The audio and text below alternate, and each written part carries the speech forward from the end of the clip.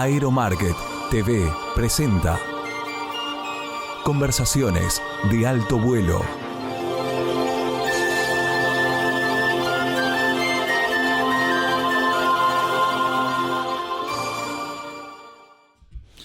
Hola, gracias por estar ahí.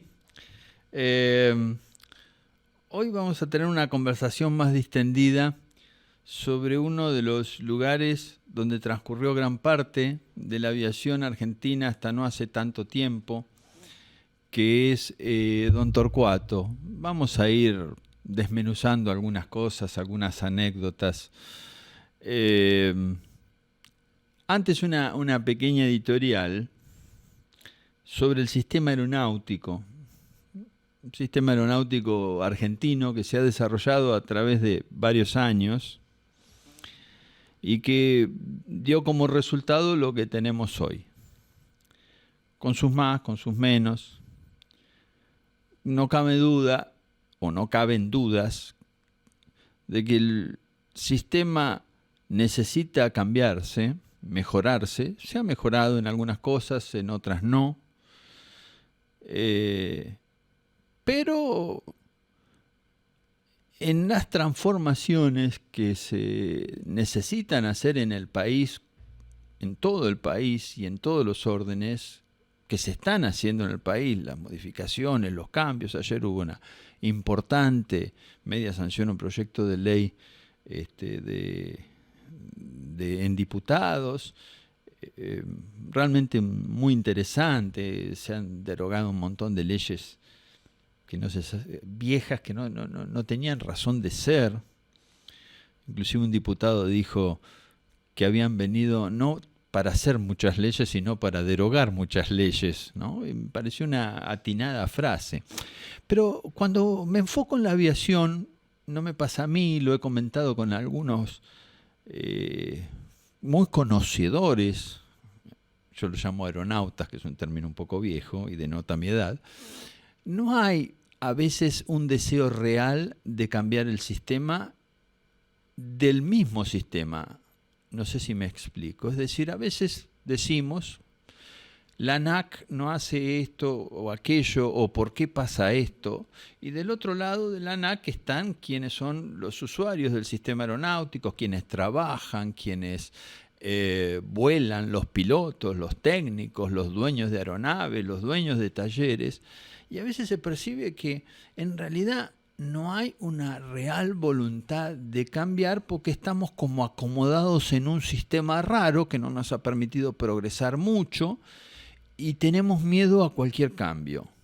Miedo o estamos demasiado confortables en donde estamos. Y la aviación no crece con el potencial que tiene para un país tan grande como el nuestro, que necesita tanto del transporte aéreo. Así que es difícil a veces asignar responsabilidades. Evidentemente quienes tienen el poder tienen más responsabilidad, pero tenemos que cambiar un poco todos nuestro metro cuadrado porque no hay posibilidad de cambio si no ponemos un granito de arena de cada parte. Y si hay irregularidades para lograr una habilitación, tengo que dejar de ser parte de la irregularidad. Y tengo que exigir mis derechos, tengo que pelear por mis derechos, no estar en la confortable situación de lo arreglo por abajo de la mesa, que no digo que ocurra, pero como las brujas, que las hay. Así que la propuesta de esta pequeña editorial es reflexionar sobre lo que tengo que cambiar yo, ¿no?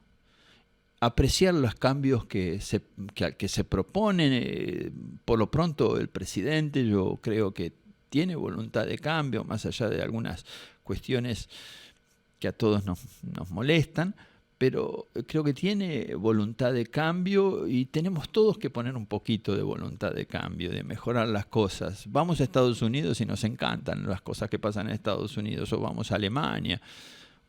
Bueno, veamos por qué pasan las cosas. Es que cada uno hace lo que tiene que hacer. Así que el desafío es que todos cambiemos un poco. Vuelta de página y vamos con un consejo.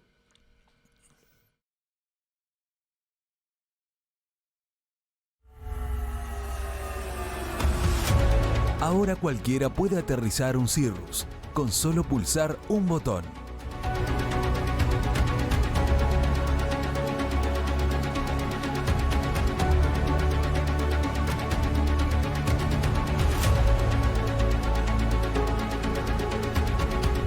Luego del aterrizaje, hay que esperar a que la hélice se detenga y salir.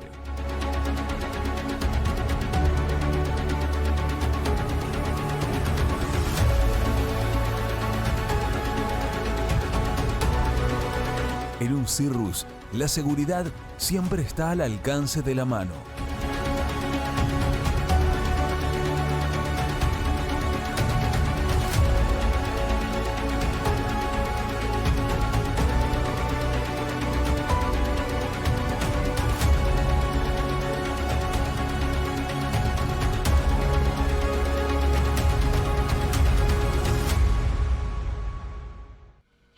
Bueno, si mi alemán es malo, mi polaco es peor. Bueno, no sé, son del grupo germánico los dos apellidos.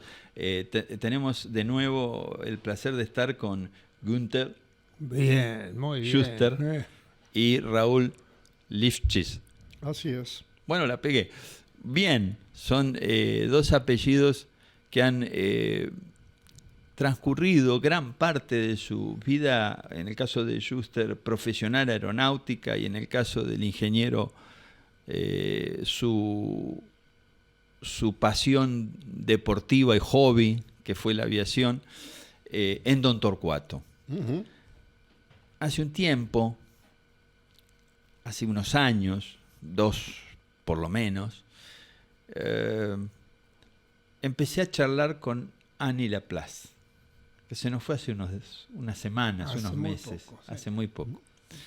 Y tenía todo el entusiasmo de venir o de hacer algo por Zoom, pero no llegamos a hacerlo, porque digo, tenemos que rescatar la historia de Don Torcuato, que vos me cuentes, que has sido testigo de primera línea de lo mucho que pasó en este aeropuerto.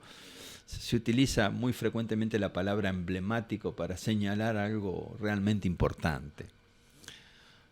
Le he hablado también, sin mucho éxito, a Cirito Comi, que le mando un abrazo, para rescatar la historia de Comi, del aeródromo de Ciro Comi, en Monte Grande, un aeródromo importantísimo. Ambos, en el caso de Comi, representante Cessna, en el caso de Laplace, también con muchos negocios vinculados a la aviación y un gran proyecto. El Don Torcuato de Laplace era un aeropuerto privado, ¿no? El primer gran, ¿no? O uno de los primeros. Bueno, hubo otros emprendimientos, pero el que permaneció durante tantos años fue ese. Tan lindo, yo me acuerdo que, y ya termino, los dejo hablar a ellos. Yo me acuerdo, me crié en Monte Grande, en el aeródromo de Ciro Comi, era mi lugar de juego. Y bueno, se llegaba a Aerocomi por una calle varias calles de tierra. Hoy está en el ejido urbano de la ciudad, pero realmente era medio alejado. Yo vivía como a 15 cuadras del aeródromo, así que me iba a jugar, me llevaba mi papá, Horacio, y era mi lugar de juego de sábado y domingo, era seguro. Pero cuando llegué por primera vez a Don Torcuato era otra cosa, porque estaba muy cerca de la autopista, en la época que yo recuerdo, y entrabas por un arco y había un restaurante paquete con una pileta hermosa, y era otra cosa, como a veces sucede, ¿no? Los nortes de nuestras ciudades son más paquetes que el sur. Era así. Sí. Así que cuéntenme, ¿cómo fue su primer contacto con Don Torcuato? ¿Qué recuerdan de aquella época en donde hubo tanta camaradería o tantas aventuras, en el mejor sentido de la palabra? Bueno, ¿quién empieza? Empezá vos primero, muchísimas gracias y conversemos. Por volver a darme la oportunidad de estar en este estudio, estar con Luis y esta vuelta con Raúl Rulo, mi querido amigo, para recordar algo que siempre va a quedar en la memoria. Torcuato era para mí, cuando yo empecé a volar con 16 años, un lugar inaccesible, porque era selecto. para nosotros. Yo trabajaba y trabajaba en casa y me pagaban 50 centavos la hora. Con eso iba ahorrando plata para el futuro curso que era el que quería hacer. Siempre tuve la meta de hacer la carrera de piloto comercial, pero no sabía cómo se hacía absolutamente nada de todo eso. Entonces ingresé primero, como Torcuato era prohibitivo para mi bolsillo, dije voy a San Fernando. Empecé en San Fernando, me sacaron 50 pesos de inscripción, moneda nacional, una cosa de... Para 16 años era mucha plata. Bueno, nunca pude empezar porque el avión siempre estaba fuera de servicio. Entonces junté coraje, me movía en bicicleta.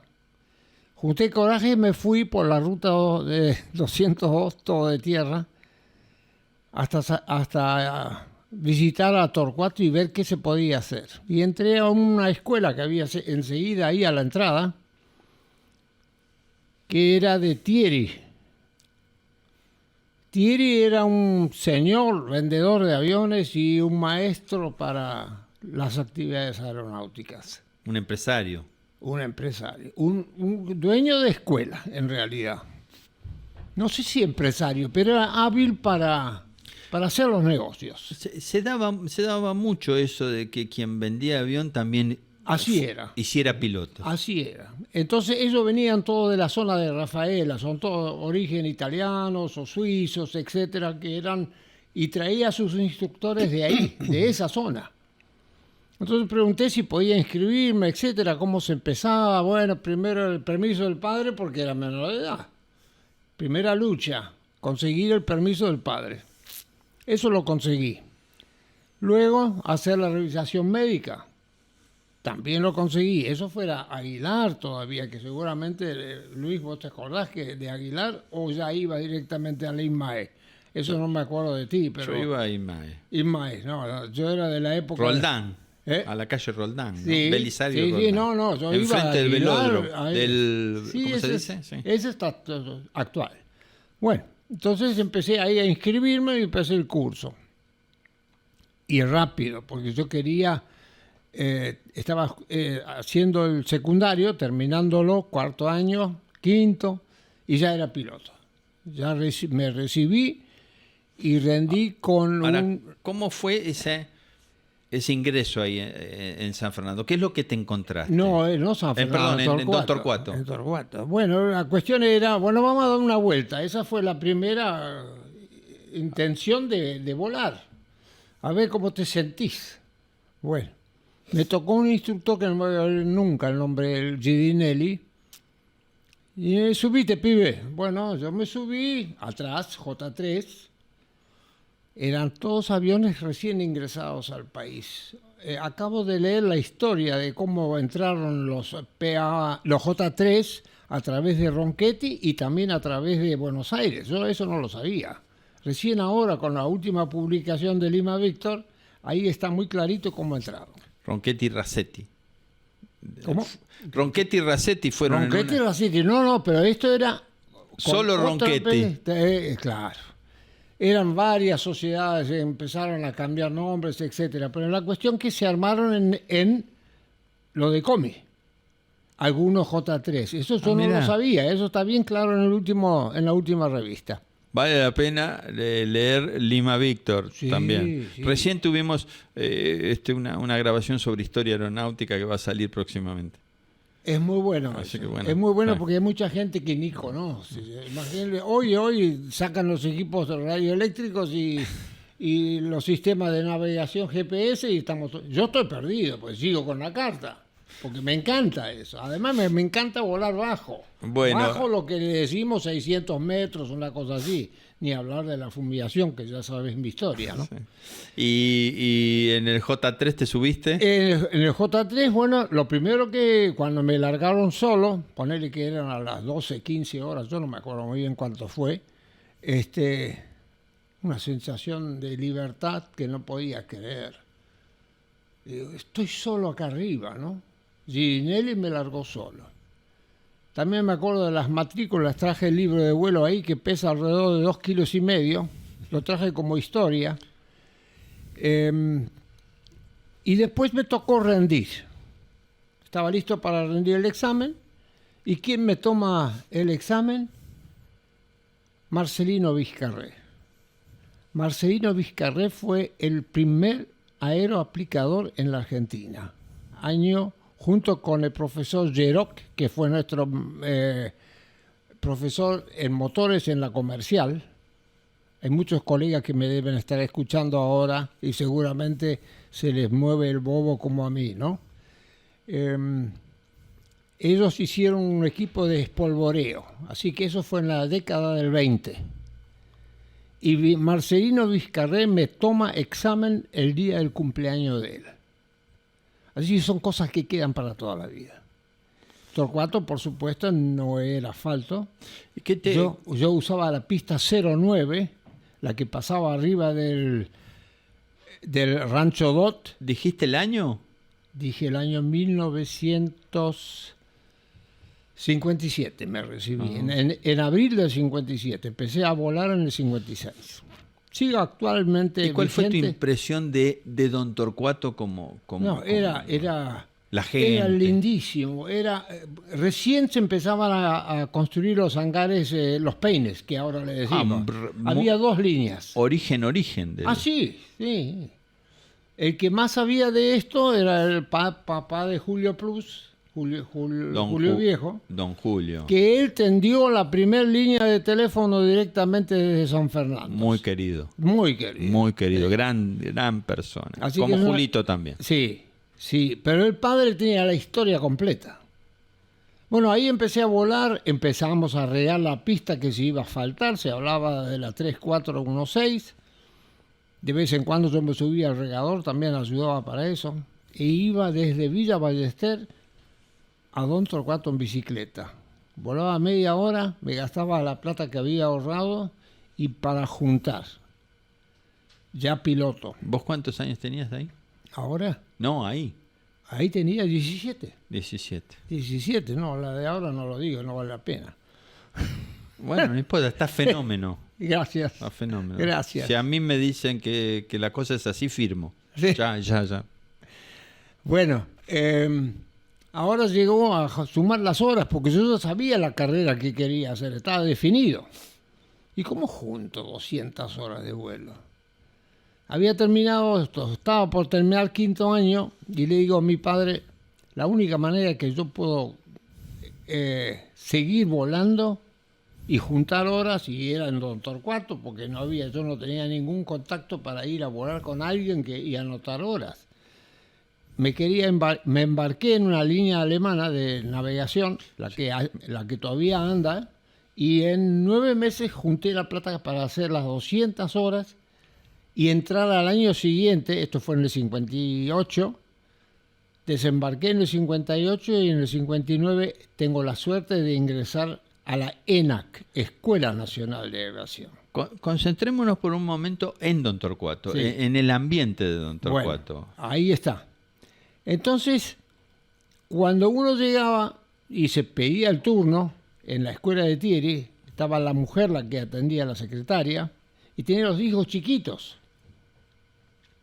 En el lugar últimamente estuvo Kern, en el mismo local. Esa era la escuela de... Abajo de la Sí. torre, Y la torre no existía. No existía. No, como tal no existía. o Eso- sea, la entrada ahí la nomás. entrada ahí nomás, paraba la bicicleta enfrente. Había estanterías para la bicicleta. El resto era todo campo. Todo campo, todo un bañado. En realidad, Vos lo conociste después, muchos años después. Pavimentado y en el 74. Claro, Con más torre. como lo vi yo. Claro. Sí. Y entonces ahora Raúl me va a contar también. te un va a poco. Dale. contar algo mucho más que yo, porque después se empezaron a hacer las líneas y empezaron a caer los aviones nuevos, Cessna, intocables para mí. Eran aviones metálicos y yo un pibe. Yo volaba en avioncito de tela y podía Pero, pagar la hora de vuelo. Llegué a volar hasta un 140 que Thierry llegó a tener. Que ese tenía alas de tela, ¿no? No. Era fuselaje. El 140. El 140 era metálico, el fuselaje y alas de tela. Sí. Hay uno dando vuelta, está todavía dando vuelta ese avión. Aldo Comi, hermano de Ciro, Con ese hacía escribía. humo. Sí, señor. Escribía con humo. Sí. Sí, yo me Y acuerdo. me acuerdo perfecto. Muy parecido. Escribía Zafac. Claro, muy parecido. Ciro también, Ciro Sí. empezó con eso. Muy parecido al. No sé, corregime, al Luzcombe, por decirlo de Sí, alguna manera. sí. Una aerodinámica. Muy parecido. Muy parecido. Justamente ayer o antes de ayer vi un... Lindo avión. Lindo avión. Sí, esa era palabra mayor. Eso nos armó Julio Plus. Él empezó mirá. a armar los Luzcombe. Mirá. Lascamp. Si le decimos Lascamp, van a decir que hacete el inglés vos. ¿Por qué? Porque la marca es Lascamp. Y Ah. acá nosotros le decimos Luzcombe. Ah, sí, tenés razón. Tenés razón. Sí, son cosas que, bueno, uno... Me voy a aprende corregir con el como tiempo. Piper, ¿no? Como Exacto. Piper. Como Piper. Ahora, ¿cómo era? Ahí llegaste, encontraste esta escuela. Había más campo que otra cosa, que edificaciones. No estaba la torre, no había muchas cosas. ¿Llegaron otras escuelas o había otras escuelas también No ahí? que yo recuerde. Después empezaron a llegar. No, ya me había recibido yo de comercial, ya me había ido del interior a trabajar, me casé. Pasaron viví en muchos Brasil. años. Y claro, pasaron muchos años. Y yo cada vez que iba al Torcuato veía una fila más de hangares y veía cómo crecía. Y después apareció un galpón grande, que está todo, no sé ahora, pero estaba, donde se mudó Ronchetti y Racetti. Porque Ronchetti y Racetti tuvo un taller en Torcuato. Ah, mirá, no sabía. Claro. Ellos eran rosarinos. Son rosarinos, todavía sí. siguen existiendo. Thierry evidentemente no se arregló, supongo yo, o lo que fuere, con Roberto Laplace, porque alquilaba él ahí, y se fue a ese galpón que era de Ronchetti y Racetti, que había dejado de armar los aviones que habían entrado, digamos, hasta el año 59, por ahí. Alquiló ahí atrás hasta que tuvo el accidente él, y ahí, bueno, ahí se terminó la escuela de vuelo y los instructores que estaban ahí, 2 o 3 recuerdo de ellos. Bueno, Ginelli me presentó a examen, después estuvo Montes de instructor, los hermanos estos que tenían un Bonanza. Ahora, vos cuando... Ya me va a venir. Cuando vos que decís que venías cada tanto a Don Torcuato, Sí. Y veías que crecían Sí. los hangares, que crecían, eso ¿cómo impactaba también en cuanto a los colegas que se iban formando? ¿Cómo era tu relación, la camaradería que había, el ambiente en general de Don Torcuato? Mi punto de vista era porque me faltaba dinero. Así que yo volaba, me iba a casa, tomaba el tren y la bicicleta en Bancalari para ir al secundario a la tarde desde mi casa. Yo iba a Ballester, comía y salía corriendo para tomar el tren y ir al Retiro, y iba al colegio, al Nacional Sarmiento. Tenía que terminar 5º año, porque esa era la condición de los padres, ¿no? Si no terminás el colegio, sos hombre muerto acá. En fin, así que yo me iba lo más temprano posible a volar a las primeras horas hasta las 11, algo así, porque siempre perdés tiempo, o el avión no estaba disponible en ese momento. Tenía muchos aviones, llegó a tener 4 o 5 J3, eran todos. Dentro de esos J3 está el que todavía lo tiene Carlos Lupiáñez, que ahora es P11, el Romeo Uniform Foxtrot, el Rufu. En ese rendí yo examen cuando era J3. Ajá. Y bueno, contame de esa evolución. ¿Vos lo conociste a Laplace, por ejemplo? Sí. ¿Cómo era? Calladito, muy observador.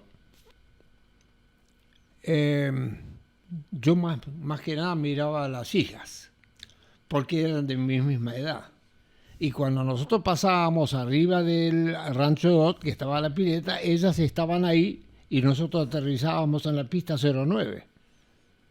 Ajá. Así que yo siempre se lo dije a Annie y a la hermana.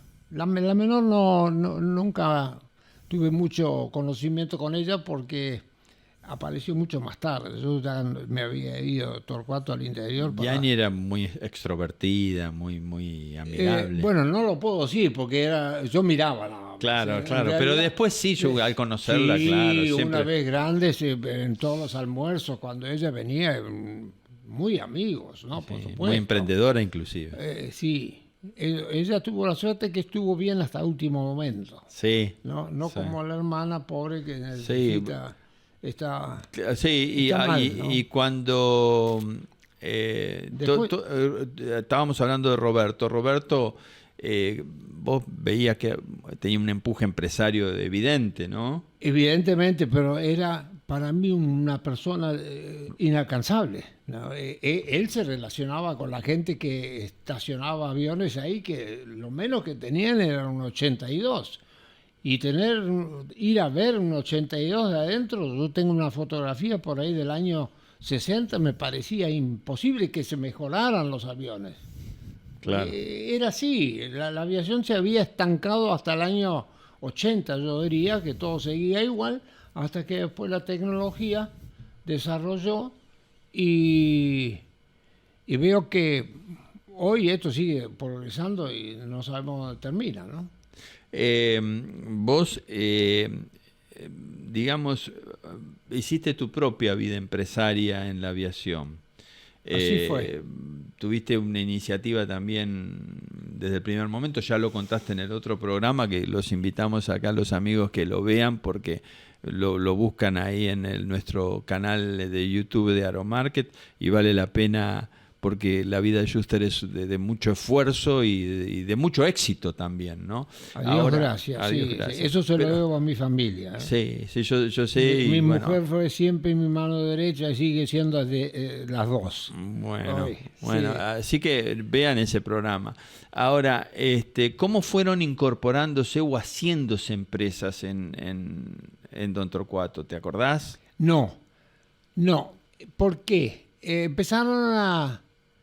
Estaba Medivir, que tenía una escuela de vuelo y un taller, que era Timen. Timen. Ay, las dos primeras letras no me acuerdo y lo otro, Men, es Mendivil. Ah, ok. Alguien me va a ayudar para decir Era una que- marca compuesta por dos apellidos. Por dos apellidos. Timen SRL. Él era el mecánico. Bueno, Mendivil también tuvo empresa de taxi aéreo después en Exacto, pero Aeroparque. eran dos Mendivil, ¿no? Ah, Uno que desapareció cuando se trajo un Bonanza y después estaba Roberto. ajá. Pero también era Yo me gente acuerdo de Roberto, sí. de Roberto, claro, porque ese quedó hasta que se fue por edad, ¿no? Claro. Digamos así. ¿Qué otra empresa te acordás de ahí? Después, bueno, ahora ya vienen las palabras mayores que Rulo lo puede contar mucho mejor porque él vivió y hizo curso ahí. ¿Cuántos años después, Raúl, fue Yo tu ingresé- llegada? Conocí Don Torcuato en noviembre del 74, directamente para ir a hacer el curso de piloto privado en Aeropat, que pertenecía a un señor Pateta. Claro. Y bueno, Vos ingeniero industrial, ya me había recibido, ya tenía un trabajo que me permitía gastar un poquito de lo que ganaba, que no iba todo a la vida familiar. ¿cuál era tu edad en ese momento? Era 29 años. Ah, de joven, sí. Sí. Sí, yo me había recibido en el 71, 72 o cosas así que había que juntarla para hacer el curso de vuelo. Sí. Y yo pensaba también hacerlo en el Aeroclub Argentino, en un J3. Esa era la ilusión de mi vida, porque yo había hecho mi vuelo de bautismo a los 10 años en un PA-12 en Matanza. Claro. En el Cuba. Exactamente, Universidad. en el Cuba. Cuba. Y bueno, esa era la ilusión de mi vida, subirme a un avión amarillo con el rayo pintado al costado. Pero bueno, había que juntarla para hacer el curso de vuelo. Así que cuando recién pude tener los ingresos de un profesional, empezar a ser un profesional y apartar algo de dinero para el curso de vuelo. Se lo comuniqué a mi esposa, le dije, en vez de ahorrarlo esto, va mi curso de vuelo. Me dijo, bueno, no te mates. Buen consejo. Eso fue lo único que me dijo. Bueno. Y bueno, terminé por consejo de una persona que me llevó a lo de Pateta, me presentó ahí y me dijo, vas a volar aviones metálicos y con radio, con lo cual vas a ser un piloto en serio. Porque se consideraba que volar un J3 sin radio no era volar para esa persona. Claro, vendía su producto, va. Claro, bueno, y entonces a mí me llamó la atención el aeropuerto cuando llegué. Era Aeropuerto Internacional de Don Torcuato. Primero porque tenía una pista pavimentada, tenía muchos hangares, había muchas escuelas. Y aduana y migraciones. Exactamente. A esa altura de mi carrera no me importaba mucho eso, porque yo lo que quería era poder subirme a un avión y volar, dar la vuelta del perro, no me importaba otra cosa. Pero sí iba a volar aviones metálicos. Pateta tenía en ese momento 3 Cessna 150, uno bastante nuevo y otros 2 en razonable estado. Y los 3 se volaba. Independientemente, el que estuviera disponible era el que estaba para dar instrucción. Cuando vos llegaste había muchas escuelas allí, estaría Kern, seguro. Seguramente, sí. No sé si Aerodot estaría. Estaba Aerodot, estaba la de Timen, me parece también. Timen tenía una escuela, o por lo menos recuerdo que alguien volaba en Timen. No sé si ¿Timen ya se relacionaba con Piper en esa época? Sí. Sí. Sí, sí, porque era Aircom. Era Aircom. Ajá. Roberto tomó por capacidad. La Piper decidió darle parte de la zona para distribuir aviones Piper porque era muy capaz. Y acá era más importante que Rosario. Hay que acordarse que Ronchetti y Racetti tenía base en Rosario. Claro. Y él entonces, Laplace fue también representante Sí, Piper. Sí, de Piper, Aircom. Aircom. Y primero se llamaba Aerocom, porque era un taller también. Eso era gracias a Meniville, tengo entendido. Y el otro que no me puedo acordar cómo se llama, que iniciaron esos talleres ahí en la línea Delta, me parece, o Foxtrot, por ahí. Ajá. También en algún momento de la historia se instaló Aerobaires. Sí. ¿Te acordás más o menos la época? Bueno, estuvimos a Jimmy también, que nos contó un poco la historia hace no mucho tiempo. Claro, Jimmy estuvo, yo lo escuché eso, y yo me acuerdo cuando ellos se mudaron de Morón para hacer las instalaciones que hicieron ahí. Fue importante la empresa que hicieron. Muy importante. Sí. Y levantó mucho el aeropuerto porque, claro, entró Beechcraft a esa zona, ¿no? Y era el único del otro lado, ¿no? El único. Claro. Después se hizo marinos. Helicópteros marinos, sí. Claro. Eso se puso, claro. Pero ellos empezaron a hacer esa parte primero. Ahora, este ambiente que describe Günther, y el que te recibiste vos desde el punto de vista de cómo era el trato entre los pilotos. El piloto, vos te definiste piloto dominguero porque ibas a dar la vuelta. Entre los pilotos domingueros o entre los profesionales, tiene que haber sido de una gran camaradería, porque es el día de hoy que todavía se juntan. Sí. Hay como 2 grupos. Sí. Uno es el de pilotos veteranos, que Roberto tuvo mucho que ver con la constitución de ese grupo. Y el otro, mi padre, que ayudó mucho también en esa época. Y el otro, Berardi también, que le ponía garra. Y el otro, ahora hay un grupo también de gente de Don Torcuato, ¿no? Más vintage, que fueron los técnicos. Bueno, es un grupo grande, ¿no? Sí. O sea, la camaradería era una característica. Sí, pero éramos todos profesionales de esa camaradería que vos estás hablando. Es decir, que nos encontrábamos en plan de vuelo y raras veces me tocaba ir a charlar con ellos en el Aerodot, en la confitería, por mal tiempo. Claro. Porque, ¿qué era? Yo tenía que juntar plata y que había que trabajar. Había que trabajar y ayudar a la familia. Ya habían nacido una hija y después vinieron dos más. Y estar en el aire el mayor tiempo posible. Sí, porque había que ganar plata. Y lo que sí me acuerdo fue un caso muy especial. Estaba yo por hacer un vuelo de transporte el día del Campeonato Mundial de Fútbol. 78. Sí. Estaba feo. Yo ya volaba un Centurión que yo tenía. Y yo digo, no voy a salir porque está muy feo en todos lados. Y había salido uno. Había salido uno para ir al campo y no pudo aterrizar. No voy a hacer nombres. Y nosotros estábamos mirando el partido de fútbol en Aerodot. Y este señor iba a ver el partido de fútbol en el campo de él. Y no pudo aterrizar. Así que se volvió por niebla. Se volvió a Torcuato, porque estaba feo, pero ellos llegaron. Y se perdieron la inauguración del fútbol en Argentina. Ajá.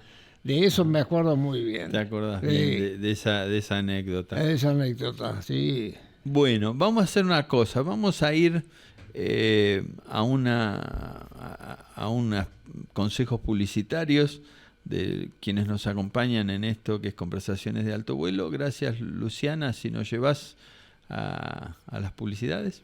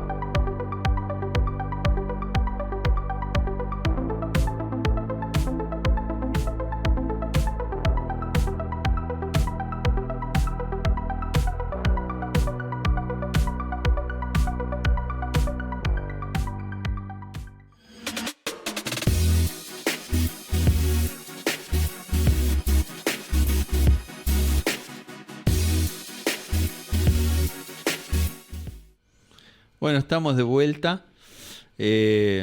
Charlamos ahí un ratito mientras pasaban las publicidades. Raúl, Gunther nos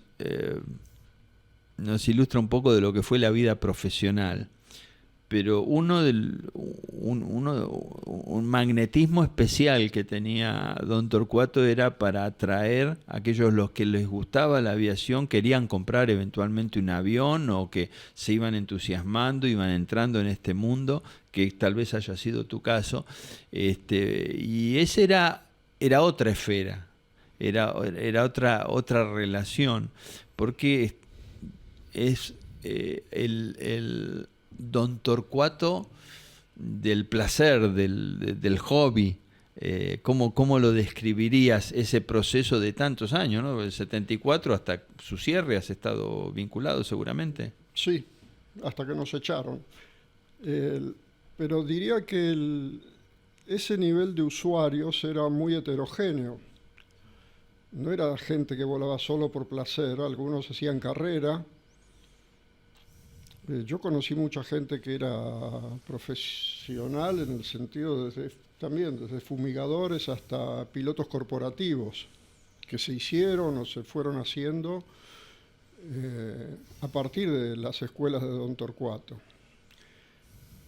Una cosa que me comentaron en su momento, yo no entendía nada de eso, a mí lo único que me importaba era subirme a un avión y volarlo, era que era un lugar de formación de pilotos muy profesional, digamos.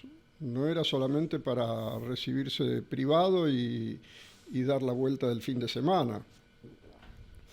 Allí había muchos pilotos, incluso compañeros míos de aquella época, algunos, la mayoría menores que yo, porque yo empecé grande, que estaban buscando hacer la carrera.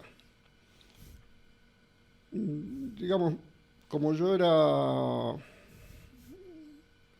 un alien ahí, porque yo tenía mi profesión, trabajaba de otra cosa, y en realidad al principio iba a divertirme.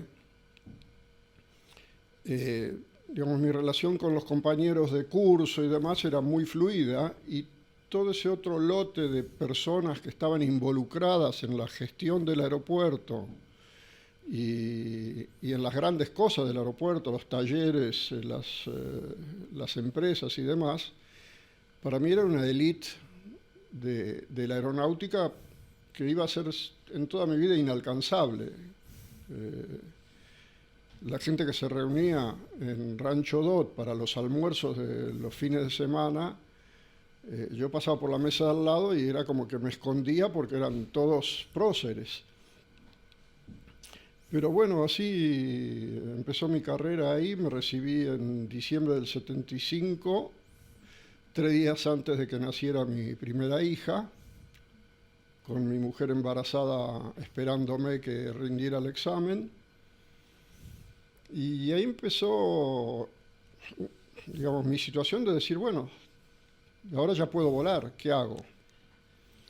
Y entonces hubo un periodo relativamente largo de volar en las escuelas, de buscar el avioncito que me gusta, cuánto cuesta, quién me adapta y qué salgo a hacer. El vuelo a Martín García era un clásico, el otro era un vuelito a algún aeroclub cercano, o simplemente el vuelo local para hacer unas horas. Y así fue transcurriendo el tiempo en Don Torcuato, que se va haciendo un poco el hogar de fin de semana de uno, como piloto. Ahí tenemos 2 o 3 fotos, Luciana, para ver, que nos alcanzó Raúl. Ahí hay una que son las pistas, ¿no? ¿Eso es Don Torcuato? Sí, ahí está. Sí, Hay una aérea, sí. Ahí está. Ese sos vos, que es un Muni. No, Eso ¿no? fue bastante posterior, eso fue del año 1994 en adelante. ¿Qué es Eso un es un Grumman? Cougar. ¿Un Cougar? Un Cougar. No lo estoy viendo yo, por eso. Sí, Ese no, es es- un Grumman. es Grumman. Grumman, Sí, Cougar. sí. Ese es el Mike Alfa Zulu, es un Sí. Grumman Tiger. De esa época, Claro. salió en los 70 ese avión, ¿no? Sí, Yo empecé a sí. volar en otra escuela que era Wings. Claro, me Grumman parece. no tiene cabina deslizable. Este te vino. No. Bueno. A ver, y. No, el Grumman sí tiene cabina deslizable. No, el otro, el Muni no el tiene Muni cabina no tiene deslizable, puerta. claro. A ver, Era el primer avión ¿no que yo tenés más? conocí con rueda loca. Ok. Yo creo que te había mandado uno de. Pero bueno, no importa. Hasta llegar ahí, yo le hice los vuelos de bautismo a mis hijas en Don Torcuato. La mayor voló al año recién cumplido a Pinamar en el Cessna 150 Juliet India Sierra. Ajá. Llevábamos mamadera, pañales. En esa época no había descartables, había que llevar pañales y a la vuelta terminó siendo cambiado los pañales sobre la mesa de ping-pong de Dolores, Ah, mira. como anécdota familiar, pero digamos, mis hijas volaron sus primeros vuelos en los aviones de escuela, de pateta y después de Wings, y para ellas los Grumman fueron... Lindo avión, sí. Lindo avión. ¿Vos llegaste a comprar un avión? Sí, en el 94 estábamos haciendo un curso de ORR, precisamente en Wings. Un día nos dijeron no pueden volar más en el TMA Buenos Aires si no tienen la ORR, hay que hacer el curso. Y también fue un grupo de alumnos que venían de todas las escuelas a hacer ese curso. Y ahí me encontré con un señor que fue mi socio posterior en el MUNE, que me tocó el hombro en un recreo y me dijo, ¿querés comprar un avión a medias? Y terminamos comprando este avión que lo tuvimos nada más que 30 años y 4 meses. Mirá.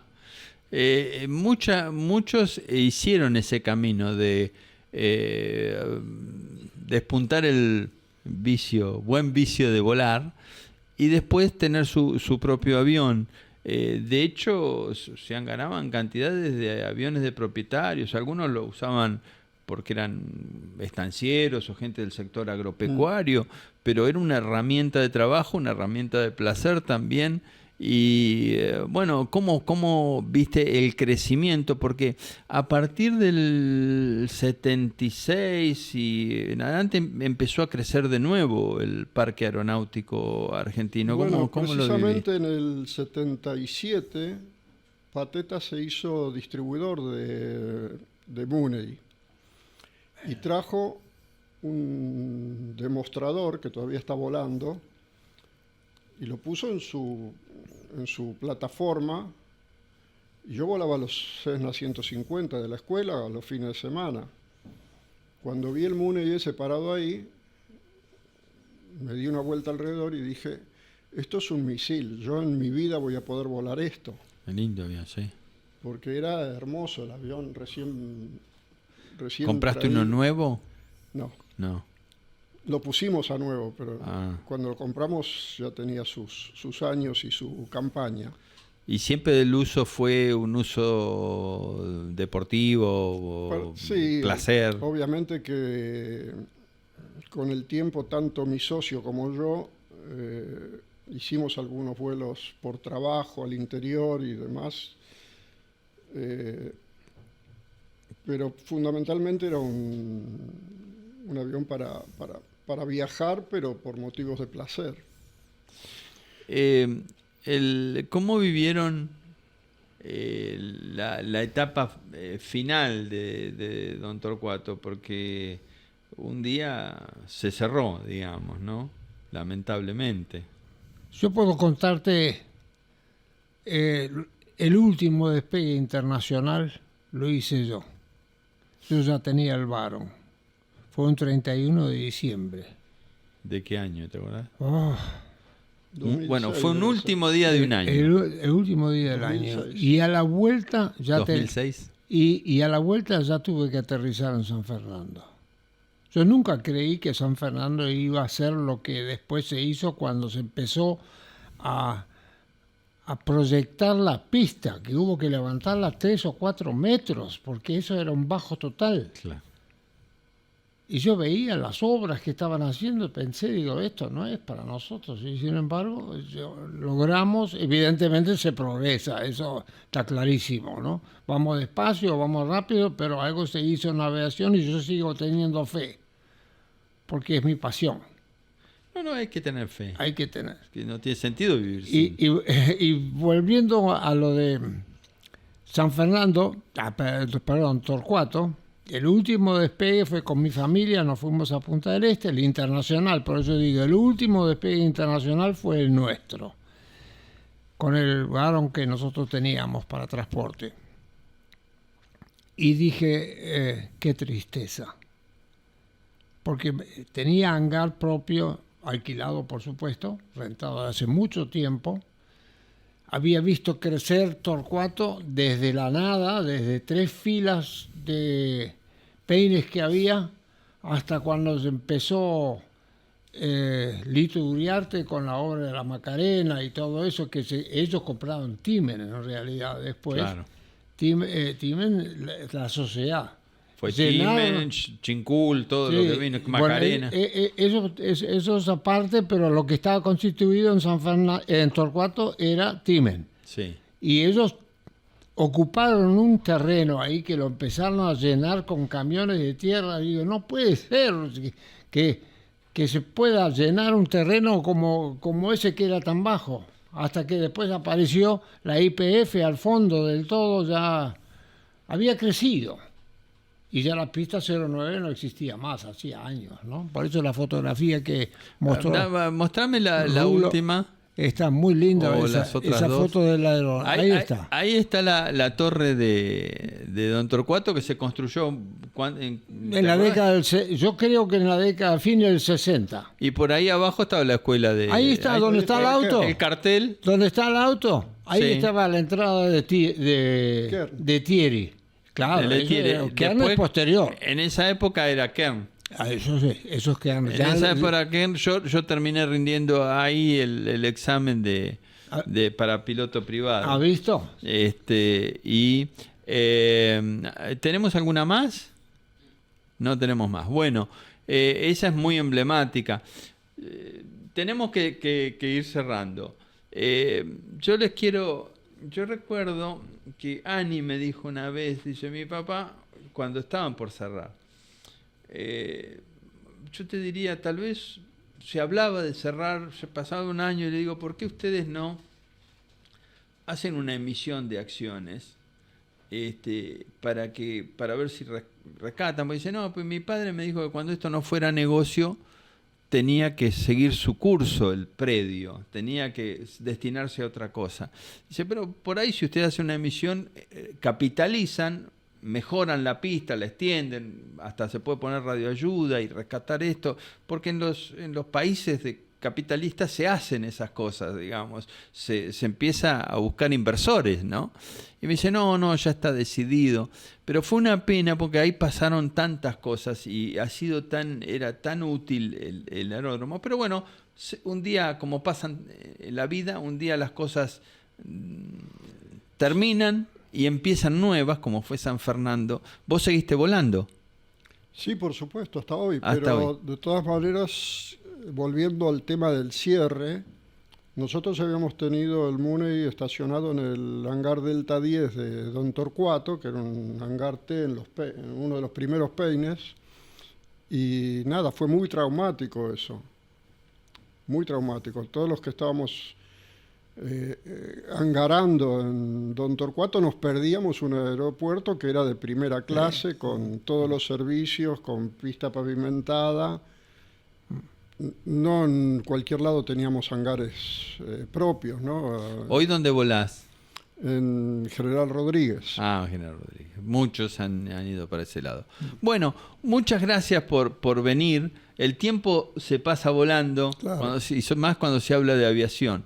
Y no va a ser, nos gustaría seguir Hay que seguir porque hay mucho. hablando con gente que ha estado en Don Torcuato. Yo he invitado a muchos, pero por una razón u otra, a veces de salud, no pueden venir. Pero seguir hablando de Don Torcuato, volver a invitar a Cirito por lo de Comi. Hay muchas cosas muy ricas, muchas anécdotas, así que seguiremos intentándolo. Gracias, Raúl, por molestarte hasta acá, por traerlo a Gunther, que siempre es un amigo y un placer verlo y escucharlo. Gracias a Tienen vos. tanta aviación encima, gracias a Dios.